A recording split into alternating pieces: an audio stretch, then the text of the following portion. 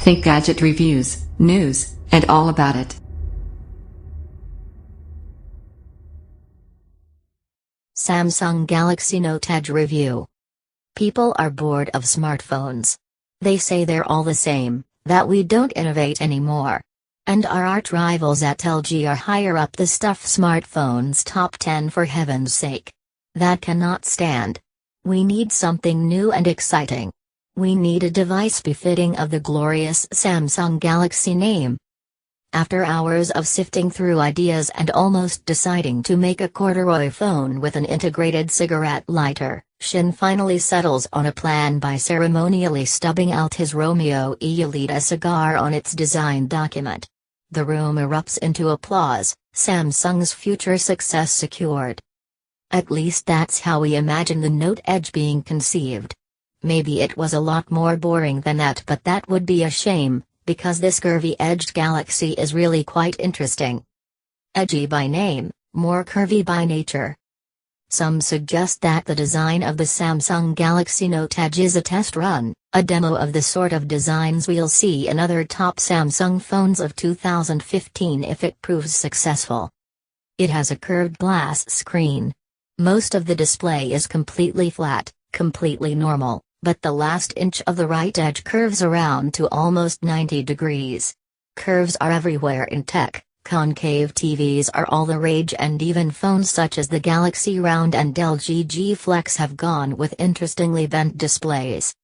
This is one of the most severe curves ever seen in a screen, but in not spanning across the whole display, it gives the Galaxy Note Edge a chance of being more than just an attention-grabbing gimmick. The crucial question is the curve useful? The answer, sort of. Caress the curve. In most respects, the Samsung Galaxy Note Edge is quite a lot like the Galaxy Note 4. It's a large phone with a large screen, and it offers power user features such as a digitizer stylus. The curve doesn't make the Note Edge better for games, or drawing, or anything like that. However, it does help you deal with the practical issues that come with a phone that really fills palms and pockets. The default display of the curve is a list of app shortcuts, the kind you'd normally see at the bottom of the display of any other Android home screen. As it's so big, reaching to the opposite end of the screen with a thumb is a right pain, but thumbing the icons laid along the curvy side is easy. That your thumb already faces the right direction is what validates the bend. At least in part.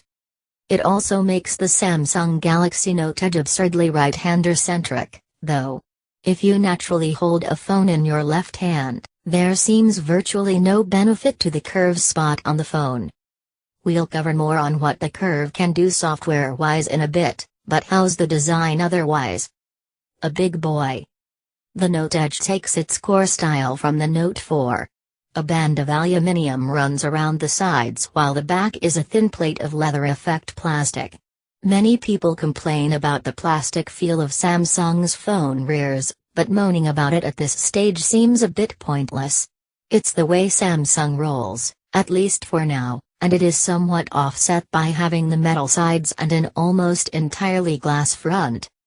There's impressive technical precision to the curve too. It's incredibly smooth, and the actual display swoops around with the top glass layer as if they're the same entity. Whether you agree with the curve or not, you can't help but conclude Samsung has aced its execution from an engineering perspective. While the curve provides some practical benefits as well as being as eye-catching as Ziggy Stardust walking around Tesco's, the design also has its downside. The Note Edge is an extremely wide phone. At 82.4 mm wide, it's almost a half centimeter wider than the already massive Note 4. Full-size adult man hands will find this phone a handful, and trying to type on one single-handed is a nightmare of I'm in a maths exam and am also naked proportions. This is a phone to use with two hands, or at least one hand and a pen. Writing on the touch screen. Like the Note 4, the Note Edge uses an S Pen stylus that slots into the bottom of the phone. And, as ever, it's great if you're into that kind of thing. It's fully pressure sensitive, getting you the sort of stylus experience on offer in a graphics tablet, rather than the kind of capacitive pen you can buy in Poundland these days. The phone can be fully operated with the pen, and pretty great optical character recognition means you can handwrite your text messages and emails rather than tapping away on the keyboard. The extra bits of stylus LED interface in the Note Edge are pretty similar to what you get in the Note 4, and even Note 3.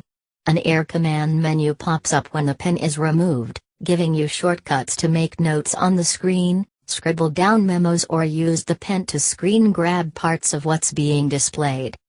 We found the S Pen far more useful for precision browsing, the odd bit of handwriting and idle drawing, though. Samsung tries hard to justify the pen, but it's the basics we find it helps out with the most. Samsung has tried a bit too hard in some other ways, too.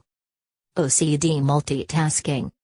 It takes multitasking to the next level by letting you open loads of apps as floating widget windows, by dragging down from the top left of the screen. But it's a bit too easy to do this accidentally and end up with a screen littered with little app icons representing the multitasking screens you've binned. We're sure some people will appreciate the Note Edge's multitasking, but it won't be most. It still feels that little bit awkward and bolted on. Bright and bendy screen. There's no lack of screen space, though. The Galaxy Note Edge is about as large as it could be without risking being called a tablet by anyone and everyone. You get a 5.6-inch screen, 0.1 inches smaller than the Note 4, but the comparison isn't a direct one as the shapes of these displays are slightly different.